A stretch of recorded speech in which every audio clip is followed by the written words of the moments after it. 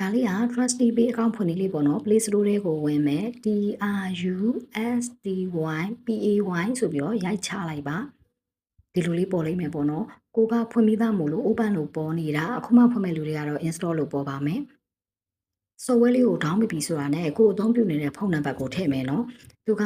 message ချမှာဖြစ်တဲ့အတွက်အသုံးပြုနေတဲ့ကတ်ကိုပဲထဲမှာအဆင်ပြေပါလိမ့်မယ် SMS ဆိုတာလေးကိုနှိပ်လိုက်တာနဲ့တရားပုံလေးနဲ့လက်ပုံလေးပေါ်လိမ့်မယ်ပေါ့နော်အဲ့ဒီမဲ့တရားလေးကနေပြီးတော့လက်စီကိုဆွဲပါ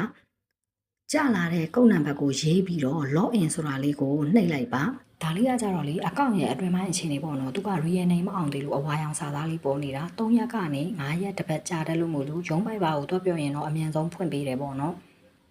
ဒါလေးကအကောင့်ရသွားတဲ့အခြေအနေအကောင့်ရပြီးပြီဆိုရင်အဲ့ sign ဆိုတာလေးကိုနေတိုင်းနှိပ်အဲ့ဒါဆိုရင် point 100နေတိုင်းရတယ်အဲ့ဒါလေးတွေကဟုတ်ပြီဖြည့်တဲ့အချိန်ကြရင်ပေါ့နော် short ဈေးရတယ်ဘယ်လိုမျိုးရတာလဲဆိုရင်သူကပထမဦးဆုံး3ချောင်းကိုကိုတို့ကို5% cashback ပြန်ပေးတာဖြစ်တဲ့အတွက်950နှုန်းပဲကျတယ်အဲ့ဒါကိုမှကိုတို့ကဒီ point ဆိုတဲ့အားလေးကိုအမှန်ကြီးလေးနှိပ်လိုက်တယ်ဆိုရင် point များနေတယ်ဆိုရင်1000ကိုမှ665ကျပ်ပဲကြားတဲ့အခါတွေလည်းရှိတယ်ပေါ့နော်အဲ့တော့တော်တော်လေးကိုအဆင်ပြေတယ်